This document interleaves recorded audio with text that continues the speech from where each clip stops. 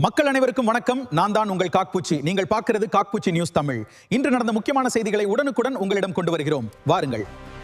டெல்லியை நோக்கி வரும் விவசாயிகளை தடுக்க காவலர்கள் தடுப்புகளை ஏற்படுத்தும் காட்சி இது.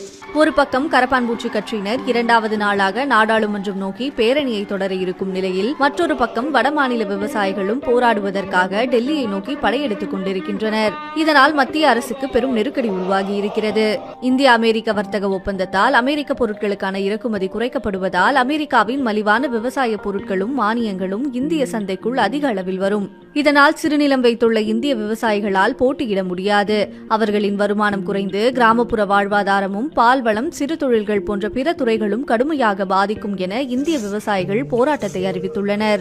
டெல்லியில் உள்ள கிசான் காட் பகுதியில் இன்று மகா பஞ்சாயத் நடைபெறுகிறது. இதில் பங்கேற்பதற்காக பஞ்சாப் விவசாயிகள் டெல்லியை நோக்கி புறப்பட்டுள்ளனர். தேஷ் பச்சாவோ மோர்ச்சா என்ற அமைப்பு ஏற்பாடு செய்துள்ள இந்த மாநாட்டில் நாடு முழுவதிலும் இருந்து சுமார் 550 விவசாய சங்கங்கள் கலந்து கொள்ள உள்ளன. இந்த நிலையில் விவசாயிகள் டெல்லிக்குள் நுழைவதை தடுக்க ஹரியானா காவல்துறை எல்லையில் சிமெண்ட் தடுப்புகளை அமைத்து பாதுகாப்பு படையினர் குவிக்கப்பட்டுள்ளதால் பஞ்சாப் ஹரியானா எல்லையில் பதற்றமான சூழல் நிலவுகிறது. இதற்கிடையில் முந்தைய அரசுகள் விவசாயத்தை பாதுகாத்த நிலையில் தற்போதைய அரசு அமெரிக்காவின் அழுத்தத்தால் இந்த ஒப்பந்தத்தை கொண்டு வருவதாக பஞ்சாப் விவசாய தலைவர் ஜர்மன்ஜித் சிங் பண்டாலா பாஜக அரசை கடுமையாக குற்றம் சாட்டியுள்ளார். மேலும் விவசாயிகளை தடுத்தால் அங்கேயே அமைதியாக போராடுவோம் என்றும் அரசு இந்த ஒப்பந்தத்தை கைவிட்டு கோரிக்கைகள்